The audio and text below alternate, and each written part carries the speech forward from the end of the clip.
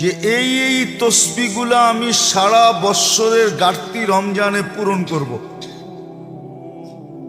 আপনি একবার পড়লে 1000 বার পড়া হয়। আচ্ছা, একটা ছোট্ট উদাহরণ দিই। আপনি যদি ভাবেন যে ডেলি আমি সুবহানাল্লাহ 1000 বার পড়ব, ঠিক আছে, তো 365 বার পড়েন, 365,000 হয়ে গেল। বৎসর কয় দিনে হইল? 1 বৎসরটা পড়া হইলো। আমি কিন্তু বলি না, ইমাম বুখারী রহমতুল্লাহ আলাইহির উস্তাদ বলছে, আপনি যদি কিয়ামতের দিন না পাইলেন, আপনি বললেন জুহরিকে এদিকে আয়ো, ইমাম জুহরিকে, ওইদিকে খুঁজা পাওয়া সহজ হবে। আপনি খুঁজতে দেরি, ওনারে পাইতে দেরি করবেন না। বলবেন আপনি না ফতুয়া দিছিলেন, আপনার ফতুয়া শুনে তো 365 বার পড়ছিলাম সুবহানাল্লাহ, ডেলি 1000 বার হিসাব করা। কি আজকে যে দেখি হয় না, আপনি কি ফতুয়া দিয়ে আমাকে বলে ফেলাইলেন। ইনশাল্লাহ ইমাম জুহরি যেটা বলছে ওইটাই ঠিক হবে। উনি ওনার থেকে বলে নাই, হাদিস কোরআনের আলোকেই বলছেন। এরকম আলহামদুলিল্লাহ 365 বার পড়েন, 365,000 হয়ে গেল, ঠিক না? ডেলি 1000 কইরা, ঠিক না? ডেলি আলহামদুলিল্লাহ পড়েন 365 বার, আল্লাহু আকবার পড়েন 365 বার, লা ইলাহা ইল্লাল্লাহ পড়েন 365 বার। 30 দিনে 365 বার পড়তে পারবেন না? তাহলে এরকম আপনি চার্ট বানান, চার্ট বানান। কোরআন ডেলি 1 খতম, 3 বার সূরা ইখলাস পড়লে 70 খতম। কত? সূরা ইয়াসিন একবার পড়লে 700 খতম। এরকম হিসাব করেন আপনি যে আমার ডেলি 1 খতম কোরআন হওয়া চাই। রমজানে পড়া পড়ান হিসাব করা, একবার পড়লে 3 বার পড়লে কয় খতম? দুর্মিয়া, রমজানে 70 খতম। ঠিক না? ওই হিসাব করে 365 দিনটা পড়া ফেলান, 365 দিন 1 খতম করা। চার্ট বানান এখন থেকে। কিন্তু শর্ত হলো প্রস্তুতি নিলে সম্ভব হবে, নাইলে হবে না। রমজান ফরজ পড়লে 70 মাসের ফরজ হয়। তো বৎসরের ফরজের ঘাটতি কোন জায়গা দিয়ে হয়? ওই সুযোগ তো আল্লাহ রেখে দিছে। এই উম্মত তো ফরজের ঘাটতি নিয়ে উঠার কোনো প্রশ্নই ওঠে না। 1 মাস পড়লেই তো 70 মাসের পড়া হইতেছে। ফরজ কয় গুণ বাড়ে? নফল ফরজের সমান। এই উম্মতের তো তসবিহাতের ঘাটতি আমি দেখি না। আপনি যদি এখন থেকে চার্ট করেন, এইবার নিজেকে প্রশ্ন করেন আপনি কতটুকু প্রস্তুতি নিতেছেন।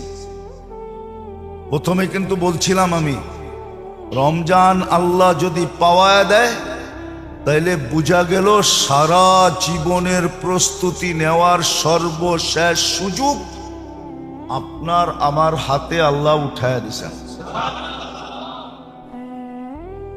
সর্বশেষ প্রস্তুতি নেওয়ার সুযোগ। এরপরে যদি কিছু নাও পাইল, তাহলে রমজানের প্রস্তুতি নেওয়ার মাধ্যমে অতীত ভবিষ্যৎ পুরা জীবনের প্রস্তুতি নেওয়া এটার ভিতরে রাখা আছে। নাইলে 1 রাত্র 83 বৎসর কেন হবে? 1 রাত্র তো 83 বৎসর, 1 রাত্র 83 বৎসর লাইলাতুল কদর কেন হবে? তাহলে আমি যেটা দাঁড় করাইলাম ওটার পক্ষে এই যুক্তি খাটে যে সর্বশেষ সুযোগ হইল রমজান প্রত্যেকের জীবনে। এই জন্য আসেন, প্রস্তুতি নেই, প্রস্তুতি নেই। বাকি সামনে আরো বলা হবে। খুলা খুলা ইনশাল্লাহ যদি বেঁচে থাকি। হ্যাঁ, এই জন্য একটা বলতেছি, রমজানে যদি কর্মচারীর থেকে কাজ কমায় দেয়, কাজ কমায় দেয়, কাজ যদি কমায় দেয় সহানুভূতিমূলক, এটা পর্যন্ত জান্নাতে যাওয়ার কারণ হবে, দুজক থেকে তার মুক্তি মিলবে। সহানুভূতিমূলক যদি কাজ কমায় দিল। কিন্তু আমাদের দেশে দেখা যায় কিছু কিছু কর্মচারীকে রমজানে কাজ আরো কয়েক ঘন্টা বেশি করতে হয়। রমজানে আরো কি করতে হয়? বেশি করতে হয়। বেশি না করলে মালিক বেতন দেয় না, বেশি না করলে বোনাস দেয় না। হ্যাঁ, ওই খাতগুলা চোখে দেখায় দেওয়া যায়, ওই খাতগুলা চোখে দেখায় যাওয়া যায় যে ওই সমস্ত দোকানে, ওই সমস্ত প্রতিষ্ঠানে যারা কাজ করে ওরা রমজানে আরো 2-4 ঘন্টা বেশি দিতে হয়। আবার মালিক বলেও, বেটা সিজনের সময় যদি 2-4 ঘন্টা বেশি না দেস, সিজনের পরে তো বেশিরভাগ সময় খালি মশা মাছি মারতে হয়, ওই সময় তো কাম থাকে না, কম থাকে।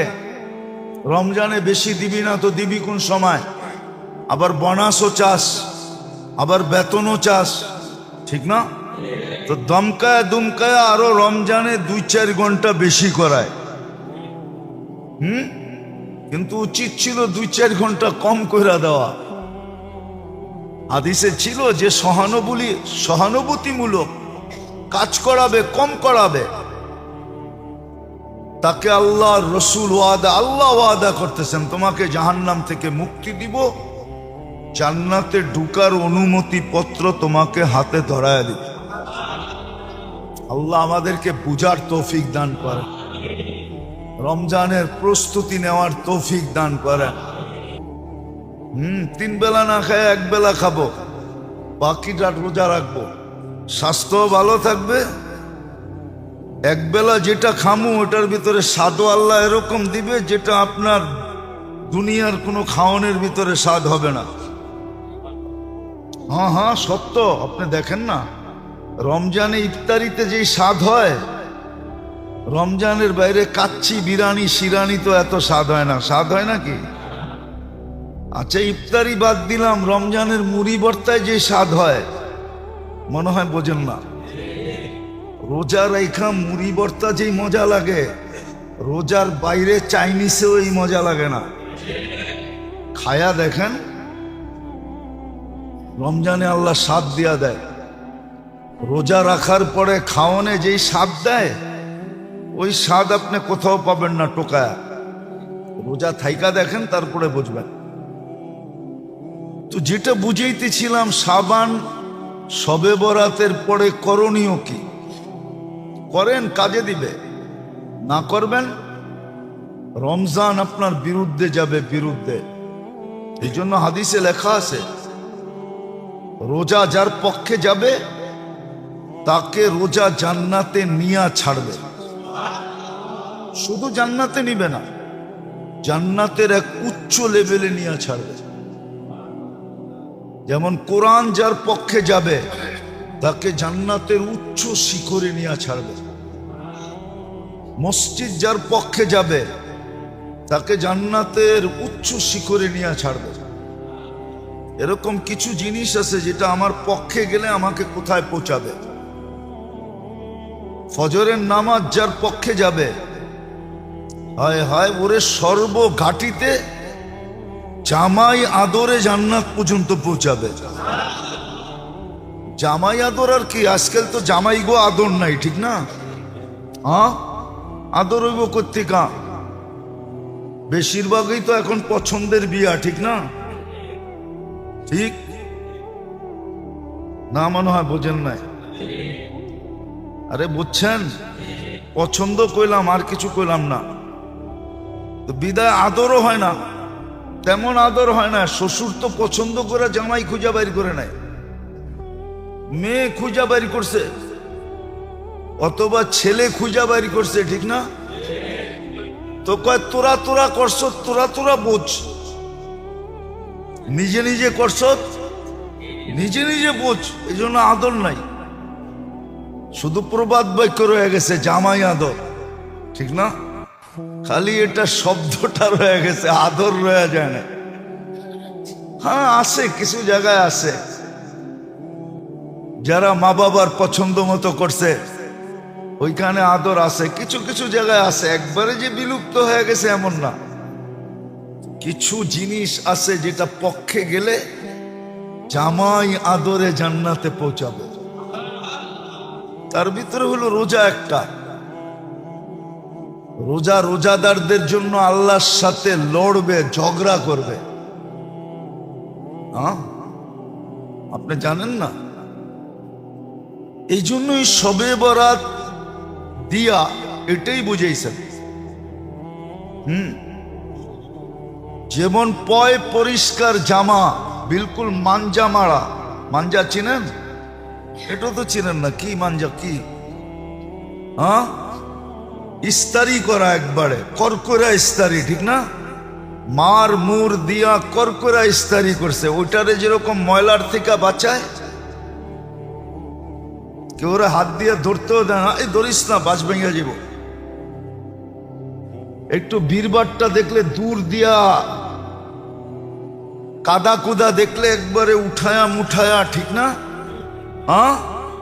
নিজেকে যেরকম বাঁচায়া চলে, শবে বরাতের পরের থেকে রমজানের জন্য এরকম নিজেকে বাঁচায়া চলা, যে কোনো গুনাহ যেন আমার গায়ে না লাগে, আল্লাহর বিরোধিতা যেন কোনো রকম না হয়, নবীর বিরোধিতা যেন কোনো মতে না হয়, বাঘ যেন আমার না ভাঙ্গে, মাঞ্জা যেন ঠিকই থাকে। ঠিক শবে বরাতের পরে রমজান পর্যন্ত এইভাবে চলবে, যাতে রমজান আসতে দেরি, বরকত, রমজানের যে প্রাপ্য পাওয়া যেটা, ওটা যেন পাইতে দেরি না হয়। শবে বরাতের পরে এইভাবে চলা উচিত ছিল, এইভাবে এহতেমাম করা উচিত ছিল। যে শবে বরাতের দিন যেরকম আমি ছুটে আসছি, মাগরিবের সময়, এশারের সময়, ফজরের সময় না, আমাদের দেশে তো বেশি বিশেষ করে পুরান টাউনে তো আসে প্যাকেটের জন্য, ঠিক না? কি আমাদের এখানে তো প্যাকেট স্যাকেট বন্ধ হয়ে গেছে। অধিকাংশ মসজিদে কি কিসের জন্য আসে? প্যাকেট। তো যেটা বুঝাইতেছিলাম, শবে বরাতের দিন যেরকম আমি ছুটে আসছি, এই আগ্রহ যেন আমার রমজান পর্যন্ত থাকে। রমজান পর্যন্ত থাকে। বলার আছে না, বলার বল করে যে, ওরা কিন্তু দেখবেন অনেক দূর থেকে দৌড়ায় আসে। কেন জানেন? বলতে পারবেন? যুবকরা পারবা কেন দূরের থেকে দৌড়ে আসে? কি? হ্যাঁ, বলের গতি যেন বাড়ে। জায়গাটা জায়গায় দাঁড়ায়া বল করলে বলের গতি হয় না। বলের গতি বাড়ানোর জন্য শবে বরাতের রাত্রে যেরকম ছিল, এরকম যদি রমজান পর্যন্ত থাকে, তো রমজানে যায়া গতি বাড়বে। রমজানে ইবাদতে গতি বাড়বে। কি বাড়বে? এক রমজান জিন্দেগির জন্য যথেষ্ট হয়ে যাবে। এক রমজানে সার্টিফিকেট মিলা যাবে, যেই লোকটা জাহান্নাম থেকে মুক্ত, জান্নাত এর প্রাপ্য, এর কপালে লেখা, জান্নাতের সার্টিফিকেট মিলা যাবে। শবে বরাতের পরের সময়টা শবে বরাতের রাত্রের গতিতে কাটানো। যাতে রমজানে আসলে আরো স্পিরিট বেড়া যায়, স্পিরিট বেড়া যায়। এই জন্য সময়টাকে এইভাবে কাটানো। কিন্তু আফসোস, ঢেউ আসে আবার নিচে চলে যায়, তো চলেই যায়, মনে হয় আর ফিরা ঢেউ আসবে না। একদিন ঢেউ আসে আবার এমন গতিতে পিছে যায়, সমাজের দিকে দেখলে মনে হয় আর কোনোদিন ঢেউ আসবে না। এরকমই এখন মনে হইতেছে। শবে বরাতের দিন কিছু মুসল্লি ছিল, শবে বরাত শেষ, আর কোনো মুসল্লি নেই। যেমন জুমার দিন কিছু মুসল্লি হয়, কিন্তু জুমা শেষ, মুসল্লি আসরে, বিশেষ করে জুমার দিন আসরেও কম লোক হয়।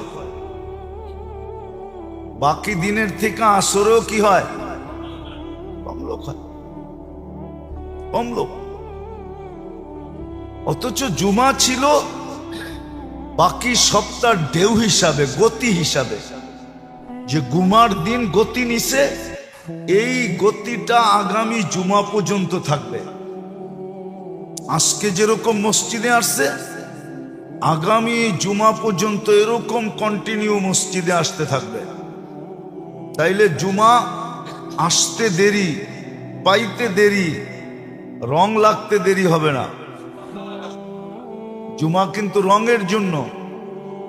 হাদিসে এটাই বুঝায়, আল জুমাতু ইলাল জুমাতি কাফফারা।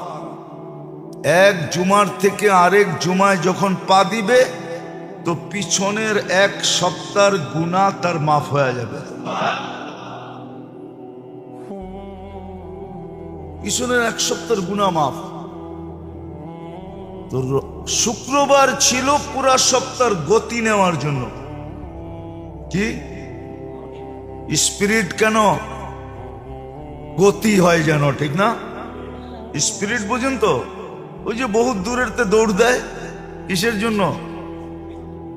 গতি বাড়ানোর জন্য। ঠিক এরকম জুমা ছিল সারা সপ্তাহের গতি বাড়ানোর জন্য। শাবান ছিল রমজানের গতি বাড়ানোর জন্য। শবে বরাতের পরে তো আরো গতি বাড়বে, কেননা শবে বরাত মধ্যখানে দেখায়া দিছে উপচে পড়া ভিড় মসজিদে। এই গতিটা যেন রমজান পর্যন্ত যায়, তাইলে রমজানে পুরাটা গতি পাবে। ওই যে বললাম না, 1 বৎসর 11 মাস সঞ্চিত করবে, রমজানের বাজেটটা অল্প অল্প অল্প করে সঞ্চয় করবে। রমজান আসবে, বলবে না আর দুনিয়াবি কাজে যাব না, যেটা সঞ্চয় করছি ওটা 1 মাস এটা দিয়ে চলবো, বাকি চাঁদ উঠলে দেখা যাবে, বেঁচে থাকলে দেখা যাবে, আবার কামে নামবে। তাহলে দেখা যায় তো চাঁদ উঠতে দেরি, এক তো রমজানের বরকত। কুরআন এটাই বুঝায়। আলাম নাশরাহ লাকা যদি আপনি তরজমা পড়েন, তাহলে আপনি এটা বুঝবেন। ইন্না মাআল ফাইন্না মাআল উসরি ইউসরা ওয়া ইন্না মাআল উসরি ইউসরা ইযা ইশতাদ্দাত বিকাল বালওয়া ফাফাক্কির ফি আলাম নাশরাহ লাক ফাউসরুন বাইনা ইউসরাইনি ইযা ফাক্কারতাহু ফাফরা। তাহলে দেখা যেত 11 মাস আল্লাহ এরকম বরকত দিতেন, 11 মাস বরকত দিতেন এরকম যে 1 মাসেরটা জমা হয়েও আরো অনেক বেশি থেকে যেত, বরকত পাইত। স্বাস্থ্যগত বরকত, কর্মগত বরকত, কামাইগত বরকত, যেটা মিলতো ওটার ভিতরে বরকত পাইত, ওটার ভিতরে বরকত হইতো। বরকতই বরকত, আল্লাহ বরকত দিয়ে ভরে দিতেন। কিন্তু কেউ তো করে না, কেউ তো করে না, বরং উল্টা বলে যদিও এই বছর রোজা একটু শীতে একটু শীতে থাকবে, মাঘ ফাল্গুন মিলায়া রোজা, মাঘ না, মাঘ পাবে না, 14 তারিখে মাঘ মাস শেষ। ফাল্গুন, ফাল্গুন পুরা পাবে না, চৈত্রেরও কিছু পাবে 2-4 দিন। তো রোজা এইবার একটু শীতে শীতে হবে, ঠিক না? কিন্তু যদি গরমে হইতো তাহলে তো অধিকাংশের মানুষের মুখে প্রশ্ন হইতো, গরমের রোজা কাম কইরা রাখি কেমনে? যেমন রিক্সাওয়ালা রাখে না, বেশিরভাগ রাখে না, কদাচিৎ 2-4 জন হবে। অটোওয়ালারা রাখে না, দিন মজদুর রাখে না, খুব কম রাখে। চাকরি বাকরিওয়ালারা রাখে না, এই জন্য রোজার পার্সেন্টেজ কম। যদিও সচরাচর সবার সামনে খায় না,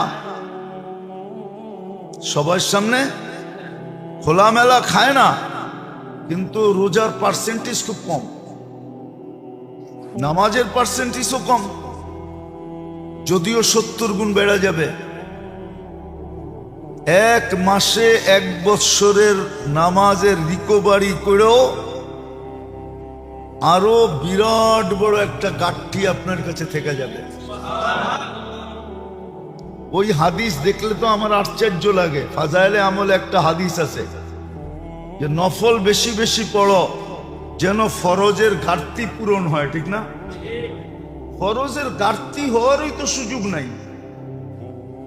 1 রমজান ফরজ পড়লে 70 মাসের ফরজ হয়। বৎসরের ফরজের ঘাটতি কোন জায়গা দিয়ে হয়? ওই সুযোগ তো আল্লাহ রেখে দিছে। এই উম্মত তো ফরজের ঘাটতি নিয়ে উঠার কোনো প্রশ্নই ওঠে না। 1 মাস পড়লেই তো 70 মাসের পড়া হইতেছে। ফরজ কয় গুণ বাড়ে? নফল ফরজের সমান। এই উম্মতের তো তসবিহাতের ঘাটতি আমি দেখি না। আপনি যদি এখন থেকে চার্ট করেন যে এই এই তসবিগুলা আমি সারা বৎসরের ঘাটতি রমজানে পূরণ করব, আপনি একবার পড়লে 1000 বার পড়া হয়। আচ্ছা, একটা ছোট্ট উদাহরণ দিই। আপনি যদি ভাবেন যে ডেলি আমি সুবহানাল্লাহ 1000 বার পড়ব, ঠিক আছে, তো 365 বার পড়েন, 365,000 হয়ে গেল। বৎসর কয় দিনে হইল? 1 বৎসরটা পড়া হইলো। আমি কিন্তু বলি না, ইমাম বুখারী রহমতুল্লাহ আলাইহির উস্তাদ বলছে। আপনি যদি কিয়ামতের দিন না পাইলেন তা আপনি বললেন জুহরিকে এদিকে আয়ো, ইমাম জুহরিকে, ওইদিকে খুঁজা পাওয়া সহজ হবে। আপনি খুঁজতে দেরি, ওনারে পাইতে দেরি করবেন না। বলবেন আপনি না ফতুয়া দিছিলেন, আপনার ফতুয়া শুনে তো 365 বার পড়ছিলাম সুবহানাল্লাহ, ডেলি 1000 বার হিসাব কইরা। কি আজকে দেখি হয় না, আপনি কি ফতুয়া দিয়ে আমার ঘরে বলে ফেলাইলেন। ইনশাল্লাহ ইমাম জোহরি যেটা বলছে ওইটাই ঠিক হবে। উনি ওনার থেকে বলে নাই, হাদিস কোরআনের আলোকেই বলছেন। এরকম আলহামদুলিল্লাহ 365 বার পড়েন, 365,000 হয়ে গেল, ঠিক না? ডেলি 1000 কইরা, ঠিক না? ডেলি আলহামদুলিল্লাহ পড়েন 365 বার, আল্লাহু আকবার পড়েন 365 বার, লা ইলাহা ইল্লাল্লাহ পড়েন 365 বার। 30 দিনে 365 বার পড়তে পারবেন না? তাইলে এরকম আপনি চার্ট বানান, চার্ট বানান। কোরআন ডেলি 1 খতম, 3 বার সূরা ইখলাস পড়লে 70 খতম হতো। সূরা ইয়াসিন 1 বার পড়লে 700 খতম। এরকম হিসাব করেন আপনি যে আমার ডেলি 1 খতম কোরআন হওয়া চাই। রমজানে পড়া পড়ান হিসাব করা, 1 বার পড়লে 3 বার পড়লে কয় খতম? দুর্মিয়া, রমজানে 70 খতম। হ্যাঁ ঠিক না? ওই হিসাব করে 365 দিনটা পড়া ফেলান, 365 দিন এক খতম করা, চার্ট বানান এখন থেকে। কিন্তু শর্ত হলো প্রস্তুতি নিলে সম্ভব হবে, নাইলে নাইলে হবে না। এইবার নিজেকে প্রশ্ন করেন, আপনি কতটুকু প্রস্তুতি নিতেছেন? প্রথমে কিন্তু বলছিলাম আমি, রমজান আল্লাহ যদি পাওয়া দেয় তাইলে বোঝা গেল সারা জীবনের প্রস্তুতি নেওয়ার সর্বশেষ সুযোগ আপনার আমার হাতে আল্লাহ উঠায় দিয়েছেন।